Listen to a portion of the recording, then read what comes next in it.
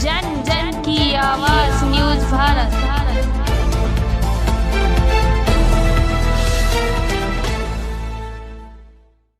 माल block के अंतर्गत समाज को जगाने के लिए कुछ महिलाओं ने समाज के प्रति लोगों को जागरूक किया और सूरज और बजरंगी भाई के द्वारा प्रोग्राम रखा गया था। आप देखना जन जन की आवाज न्यूज भारत से विनय कुमार की खास रिपोर्ट। जो उभरे हुए महापुरुष हैं सबको पता चल गया, लेकिन जो कुछ हमारे महापुरुष अपने समाज के हैं उनको लोग नहीं जान पाए। आपको कुछ उनके बारे में कहना है? जानने के लिए तो पहले तो मैं ये कहूँगी कि जो हमारे समाज में ये आडंबर से जो हमारी बहनें हैं जिस दिन मुक्त हो जाएंगी उस दिन उन घर को ऐसे सुधार हो जाएगा, उस घर की बेटियां हैं, बहनें हैं, परिवार है ऐसे शिक्षित हो जाएगा कि अदर कोई उसको दबाने का या मारने का, जैसे आपने अभी कहा कि लड़कियां हमारी सुरक्षित नहीं हैं, तो सुरक्षित क्यों नहीं हैं? सुरक्षित इसलिए नहीं है क्योंकि हमारा समाज बहुत पीछे है। उसको अभी छोटा सा काम दे दिया जाए थाने तक जाने का तो हमारी यहाँ की जो बहनें आई हुई हैं ये जा नहीं पाएंगी। क्यों नहीं जा पाएंगी? क्योंकि इन लोगों को हम बहुत पीछे छोड़ कर आए हुए हैं।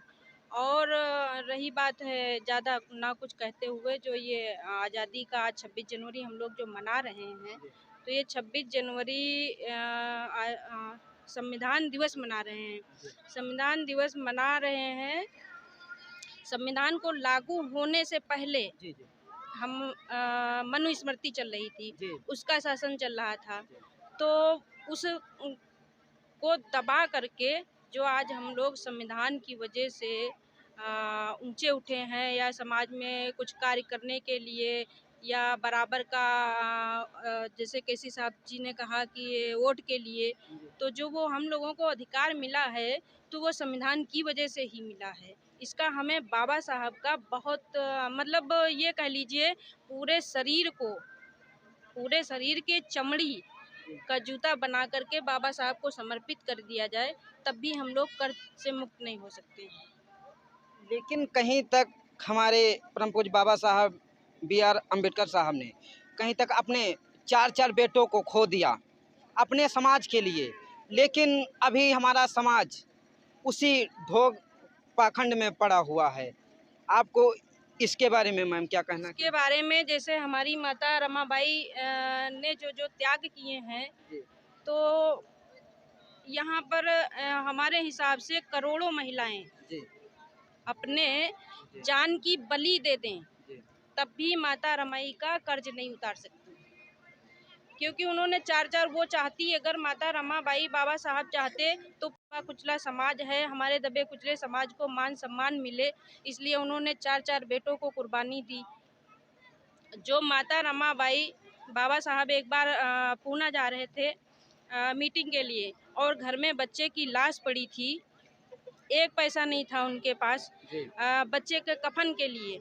यहाँ पर क्या समाज में यूँ कह लें हमारे उत्तर प्रदेश में ऐसी कोई भी माँ नहीं होगी कि ऐसी बलिदान दे सके, ऐसी कोई भी माँ नहीं होगी।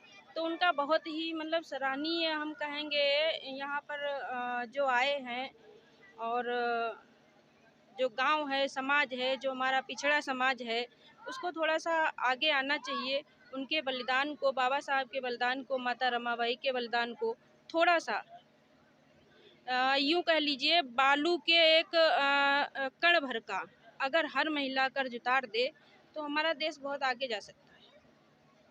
बहुत बहुत धन्यवाद। अभी हमारे बीच में सूरज उर्फ बजरंगी भाई जी उपस्थित हैं। आज के जो यहाँ का प्रोग्राम रखा है, सबसे पहले इनका हम बहुत बहुत धन्यवाद करते हैं। आपको सूरज भाई जन जन की आवाज़ में बहुत बहुत धन्यवाद है। और आपसे ये बताइए कि आपको आज के कार्यक्रम का क्या मुख्य उद्देश्य था? देखिए, हमारा कार्यक्रम का मुख्य उद्देश्य आज से नहीं बल्कि हर समय से यही रहता है कि समाज शिक्षित हो, संगठित हो, संघर्ष करे।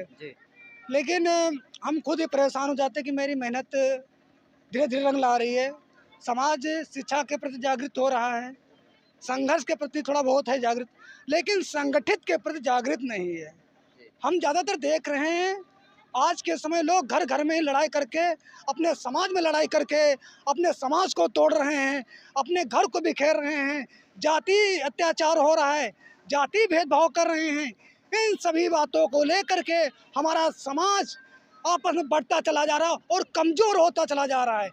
और कमज़ोर होने के बाद जो हमारे विपक्षी हैं वो हम लोगों पे प्रभावी होते जा रहे हैं, लेकिन हमारे लोग ही मिल करके हम लोगों को दूर मतलब खंडित कर रहे हैं, वहाँ से मतलब भगा रहे हैं, खंडन किया दे रहे हैं और हम लोगों को नुकसान पहुँच रहा है। इसमें मैं हम लोगों से कहना चाहता हूँ, समाज के लोग, हम लोगों के बाबा साहब के द्वारा संगठित, बाबा साहब ने कहा संगठित जब तक हम नहीं रहेंगे तब तक हम आगे नहीं बढ़ सकते हैं। क्योंकि अगर शिक्षित हो गए, संगठित शिक्षित संघर्ष के, अगर हम शिक्षित भी हैं, अगर संगठित हैं, तो हम लोगों को, जो लोग संगठित हैं वो लोग, हम लोग जिस पद पे होंगे हमको उस पद से हटा देंगे, क्योंकि वो लोग संगठित हैं। कि संगठन ही हमारी शक्ति है। अगर हम आज बाबा अगर शिक्षित हो गए, संगठित शिक्षित संघर्ष के, अगर हम शिक्षित भी हैं, अगर संगठित हैं, तो हम लोगों को, जो लोग संगठित हैं वो लोग, हम लोग जिस पद पे होंगे हमको उस पद से हटा देंगे, क्योंकि वो लोग संगठित हैं। कि संगठन ही हमारी शक्ति है।